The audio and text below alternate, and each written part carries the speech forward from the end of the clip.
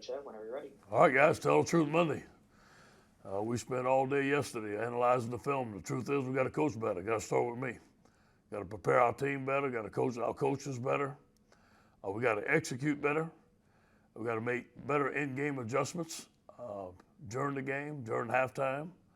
We could have had a better plan on both sides of the football first game. One of the things that we're going to do today is we're going to talk about stance, alignment, assignment. Get back to fundamentals, get back to playing the LSU standard of performance, which was not there Saturday night. And I'll take all the responsibility, but we're going to get it fixed and get going. I believe in this coaching staff. I believe in this team. I know they're hurting today, but I know that we're going to come back and have a great practice. On defense, they had 383 yards after the catch. Obviously, that's tackling, that's assignments, too many guys running free. We got to work on our coverage. We had some mistakes in our coverage and leverage and technique and assignments. Some of the positives, we had 5 sacks. We caused 4 turnovers, and we scored on defense. That was very positive. I thought the pressure on the quarterback was there at times. It could get better. On offense, we got to protect the quarterback better. We gave up 7 sacks. Some of that was scheme, some of that was technique. And we got to protect the quarterback better, and then we got to make better decisions in the pocket. We had some guys open. We didn't hit them. We could have slid up in the pocket and made decisions. I think that's going to come with more experience and with Miles. We got to eliminate the drops. We had too many drops, especially at the beginning of the game. We had some critical drops that hurt our drives. And we got to run the ball better. On special teams, I thought we played very well on special teams. 49.5 yards per punt, 5 inside the 20. 2 for 2 in field goals, 7 kicks to all touchbacks. I'm looking forward to today. I'm looking forward to seeing the team. I'm looking forward to coaches identifying the things that we can do better, coming up with solutions, and have a great day of practice. On the Vanderbilt, Derek Mason has done an outstanding job. He's an outstanding coach. I have a lot of respect for him. He's an outstanding defensive coach at Stanford. I know Derek very well. Kenichi Udezi's on that staff.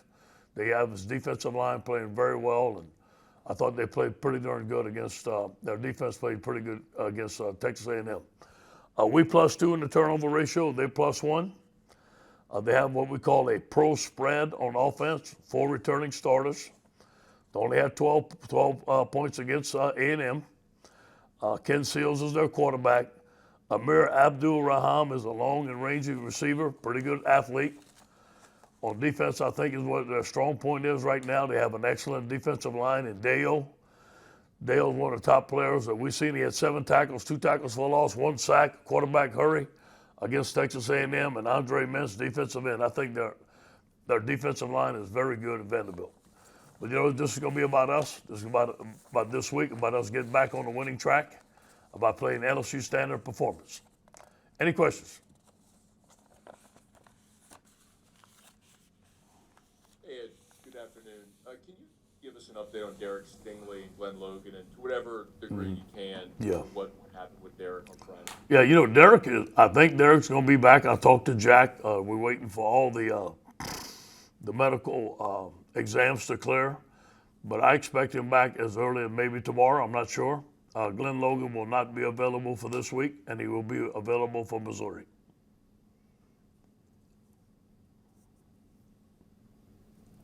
Hey, Coach. Good morning. Jacques from Channel 9. Taking a look at the running back rotation, how do you think that worked out? And is it, I know you want to work all 3 guys in, but is it kind of a debate to get a guy warm and get him going? Yeah, that's what we want to do. Obviously, Chris is our lead back right now, in our opinion, but Tyron and John, I thought John did some good stuff on short yardage.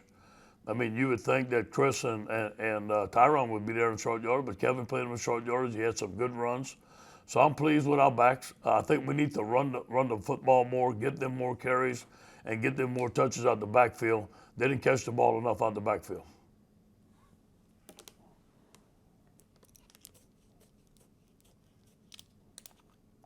You mentioned about, on Saturday that maybe you guys would need to play more zone. I know you said Derek Stingley may be back here. I mean, after watching the tape, what prevented some of those in-game adjustments there? And do you expect any changes against Vanderbilt there? Yeah, all those are Bo's decisions. We talked about it, and they were hitting us on some pick routes, some over routes. Some of it was scheme. Some of it, there's some kind of adjustments that we can do. Not necessarily play zone, but you can do some adjustments in man, passing guys off, not passing guys off. We may do that, we may do that, may not do that. It all depends. Having Derek not there really hurt us, obviously, but I'm glad that he's healthy.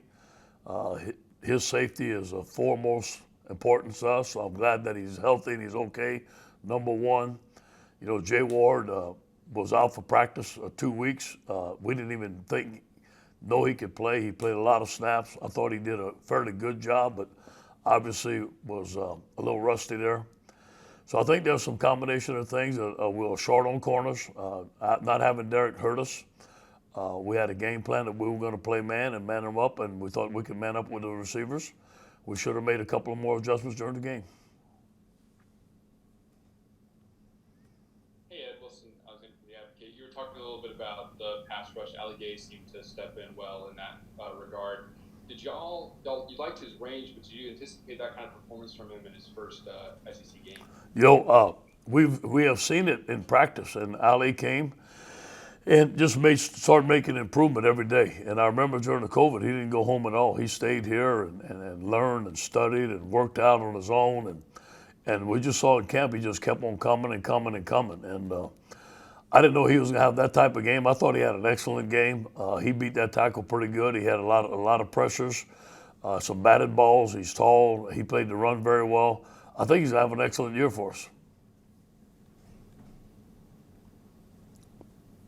Hey, Coach, you mentioned on Saturday how, after the game, the next couple of days are going to be pretty important for you guys in terms of leadership and trying to move on to the next game.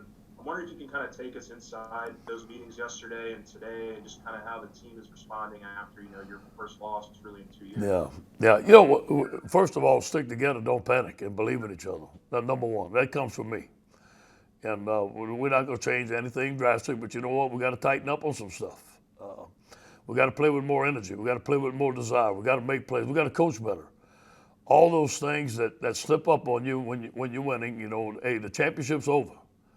And and this is a new season, a new team. We knew that, but now definitely we know that. Hopefully our guys can start from day one today, focus at one game at a time at Vanderbilt. Here's my job: to get this team as well as we possibly can, and to play at the LSU standard performance. And obviously Saturday night was a big disappointment to me and everybody else, and I understand that.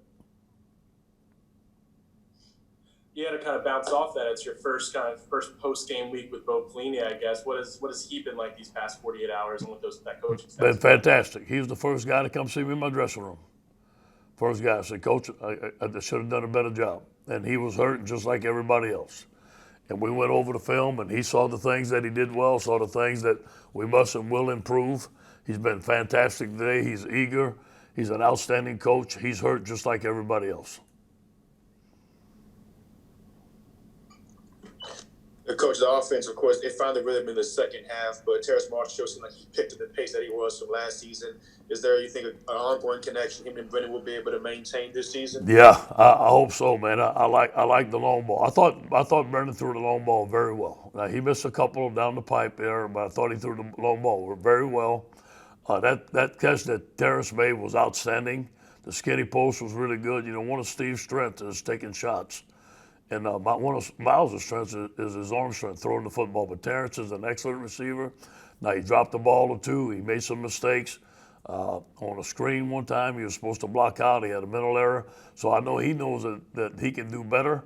But hopefully those guys can have a big-time connection throughout the year.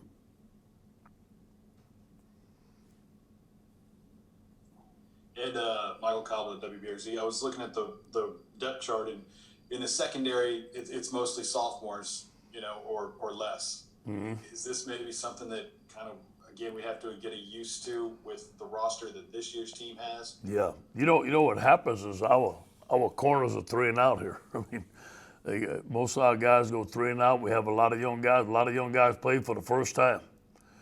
And, there was a lot of one-on-one situations. You got to give credit. Mississippi State's receivers came to play. Their quarterback was on fire. Coach had a great scheme, put our guys in some difficult situations. And sometimes they did it, sometimes they didn't. And when they didn't, it was touchdown. You know, one of the things that we got to get better at is on third down. You know, third down and 20, they get a first down on us. So, you know, we got to stop them. There are some third downs where they made some touchdowns on us. So those young guys, they're going to grow up, but that's who we have. We believe in those guys. Cordell Flott had an excellent camp. He did some good things in the game, did some things he got to improve on. I think you're going to see a better Jay Ward now that he's healthy and practicing.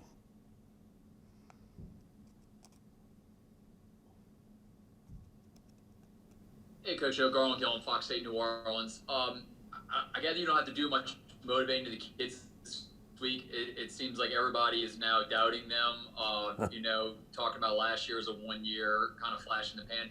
What do you say to the kids when they come into practice today? Because everybody now, you know, is saying LSU is going to be down this year. Their defense is not up to par right now. What is that going to be like for you? You know, block out the noise. You know, my Twitter machine's off. You know, I hate to say it, Gardner. I don't get Fox 8 in Baton Rouge. I ain't watching you no more. Hey, I just got to focus in on the task at hand. Look, the game's over.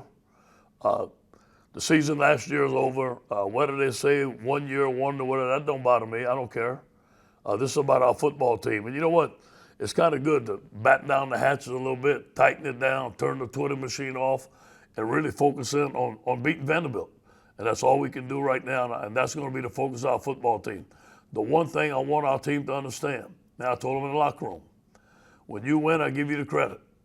When we don't win, I take it. But it's my job to fix it. And I guarantee you this week, we're going to start fixing it.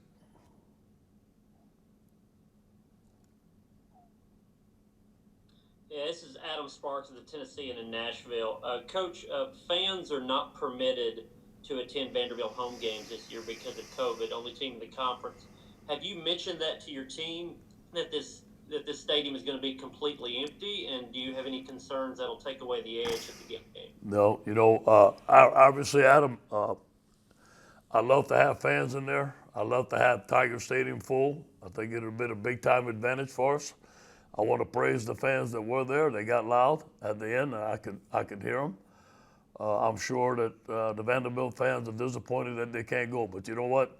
It's what we got to deal in. I haven't talked to it's what we got to deal with. I have not talked to the team yet, even about last week's game, but during the week, I will talk to them about there will be no fans there, but we got to create our own energy. Mississippi State created their energy. We got to create our own energy. Ed, after the game, Miles said that they were dropping back and taking away his quick throws and taking away his lanes. And as part of that too, on the handoffs, he never kept. Do you think what can you do to adjust there to make that work better? Yeah, first of all, I think, Miles is exactly right. They were dropping in the short windows. They figured that we were going to throw the ball short, easy throws. To be able to get him comfortable. So I thought they had a really good scheme on defense. Now, we got to make better adjustments. I mean, we got to spread them out, make better adjustments, especially when we look over. We stop at the line of scrimmage and we look over and we know the defense is in. We got to make better adjustments right there. Number one, I think that he needs to get rid of the ball a little bit quicker, a little bit hesitant in the pocket, stay in the pocket a little bit more, have better pocket presence, and make better decisions. I think it's a combination of both. Yeah, Ed, some of your new guys, how do you think they played? I mean, Eric Gilbert and Earl Cox. Yeah, I thought they played great. You know, Eric made some mistakes. You know, he dropped the first one. I talked to him yesterday. He was nervous, but that play he made in the end zone was phenomenal. And we got to target him more. I thought Jabril Cox, for the most part, had a very productive game. You know, getting that interception for the touchdown, running around, making plays, very active. But again, assignment-wise, gap responsibility-wise, there's some things you can get better at. I thought both of those guys played pretty good. I thought Elias Ricks did some good things, getting the pick. He played some good things, but there's some things that he got to get better at. Typical first game. Ed, you talked about wanting the running backs to touch the ball more. Are you pleased, though, overall with the the kind of rotation you went with? Is there anyone who maybe, from what not you go back to look at the film, kind of shined a little more to make you say he needs to get the more carries than some of the other guys? Yeah, not yet. Chris had a good game. John had a good game. Tyron's a really good back. There are some things that all three of them do. We feel that I just think we need to get the running game going more. I like to run more first down. Let's get some positive yards. Let's get in the 2nd and 4, 2nd and 3, where it can make some good decisions. But they'll run stunning and they'll run in bear and they were blitzing that guy through. We got to get a better plan and we got to pick these guys up. There was too much penetration.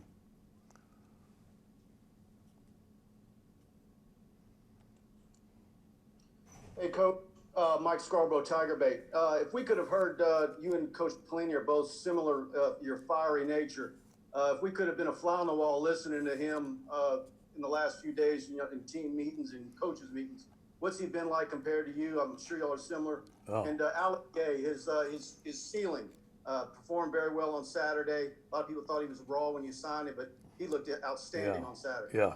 Bo gave great speeches on Friday night. He handles the defense. He's very emotional. He's been a head coach. He knows how to talk to the football team. He had the guys motivated. He's been very, I want to say, not apologetic, not humble, but just, hey, you know what? Hey, I could have done better, Coach. Very loyal. Hurt that he didn't do better. Hurt that the defense didn't do better, just like we all are. But, I told him, hey, put it on me. We're going to get it fixed. Now, Ali Gaye, like I said, Ali was wrong when he came here. I got to give Bill Bush credit. He recruited him just like he recruited Joe Burrow, and he believed that he could play. Bill Johnson went watch him, and I think it was one of Bill's first days. It might have been like 20 degrees up there or 10 degrees. It was cold as heck, but Bill came back and said, Ali runs well, let's take him. And Ali just came and worked hard. I think he is going to be a high pick, first, second, third round pick. He's going to play in the NFL. He's got the size. Hopefully he stays for 2 years. Don't get too good.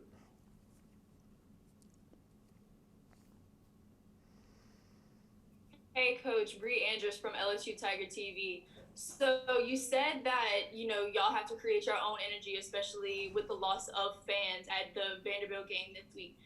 Do you think this loss, having it be such a, hurts his team, such a letdown after the great season we had last year, do you think this will kind of put a fire under this team to create their own energy to kind of build them up for this game coming up this weekend? Hey, can I get you to talk to my team today? I love it. Nice job. It should. It puts a fire in me, I guarantee you that. And we're going to have a fire. And this is a big game for us. And we're going to take it one at a time. And we're going to play with some fire. We're going to play with some energy. And that energy was not there for some reason. For some reason or another, it wasn't there. And that's up to me to get that done. I'm going to have to take my mask off a little bit more to scream. I felt like I was a little muzzled in my mask there. Hey, Coach, this is Shay Dixon with 24/7. What's Miles' mental makeup been just the past couple of days after he watched the film and had time to digest it? Going to get better. See where he made his mistakes. That's Miles. Miles is humble. But he made some good throws, though. But he was inconsistent. And obviously we got to protect him.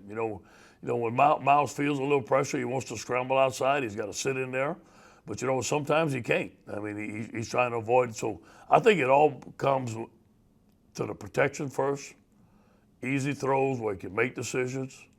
Put our playmakers in space. Let them make plays, throw them the ball, and take shots. And once we get in that rhythm, we're going to be fine.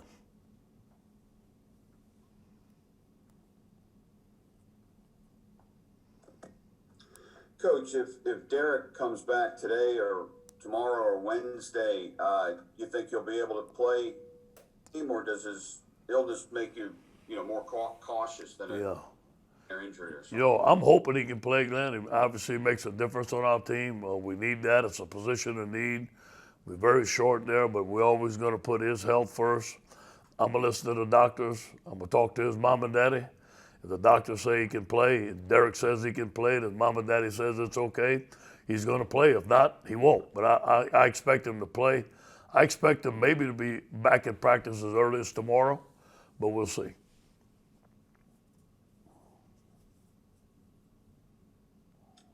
Coach, of the things that went wrong Saturday, Which one surprised you the most? The yards passing and yards after the catch. I've seen an outstanding defense in camp, and we had pressure on the quarterback, the bust, the wheel route going 5 yards down the field, the crossing routes, us playing behind the crossing routes, the third down. Those things really surprised me because we were excellent in camp against our offense. So, I was surprised that they gained that many yards on us.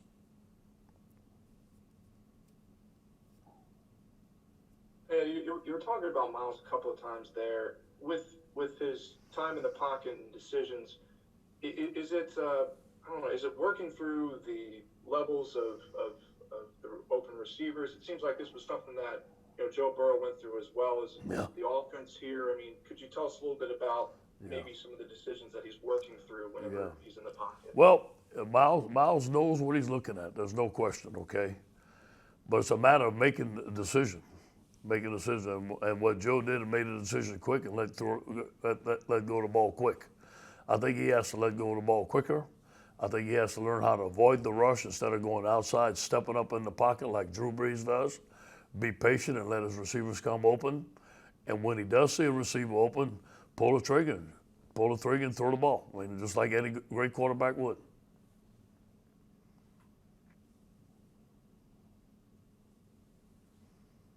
Ed, Saturday was obviously the passing yards were an outlier, but I was just curious if you or anybody on the staff talking about it had been in a game quite like that, where you put up 100 yards, you create 4 turnovers, you get a defensive score, time of possession, first. I mean, so many of the things that you point to and say you have to do these things well to win, you did, but you didn't. I mean, can you or anybody on the staff remember a time where you went through a game like that here or elsewhere? We're talking about that today. No, I haven't seen it. And it was the breakdown of the passing game on defense. And that's what it was, and one-on-ones and missed assignments, and they had a good scheme. And we should have made some better adjustments throughout there. And, and we all know having Derek not there really hurt us. I mean, Derek is a force.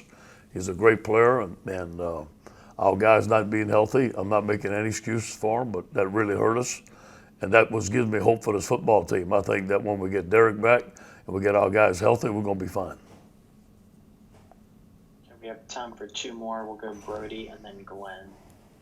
And obviously, for years the battle with LSU was getting to a more pass-heavy, balanced offense, and you guys have obviously done it. But it seemed like Saturday in the second half, there was a bit of a movement to try to run the ball more. It seemed like, so I guess what is that balance and kind of what is the philosophy right now at LSU? Yeah, we want to be 50-50.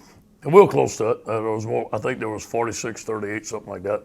We were very close to it. But, we came out the second half. We need to establish the line of scrimmage. And you can't drop back and pass every time, not run, especially with the 3 great running backs that we have, and the fourth one, I think, Covantre Bradford. But we got to have to run the ball. We have to be 50-50. Last year we ran the ball very well. We had one running play last year. We had inside zone. But you know what? Clyde made everybody miss it. He wouldn't make plays. This is a different year. And not to say that we don't have that running back, but we know we have to find things that this year that this team does well. Coach, I guess I'll get in one Vanderbilt question to kind of close this thing off. I mean, I guess they took Texas A&M to pretty great lengths on Saturday. I was just curious, what the early scouting report has been on them, and just kind of how you guys are preparing for that game, because they really weren't on your schedule to prepare for. Yeah. Well, first of all, Coach Mason is an excellent defensive guy. I've known him for a while. I used to study his stuff at Stanford. Kenichi Udeze, who coached the defensive line with me, who played defensive line, is now coaching their defensive line. And those guys are playing lights out. They're playing great technique. They're playing great defense. They have 2 of the best defensive linemen. One of them, one of the best linemen in the conference. They can rush the passer. So I think that's their strength. Thank you, Coach. All right, guys.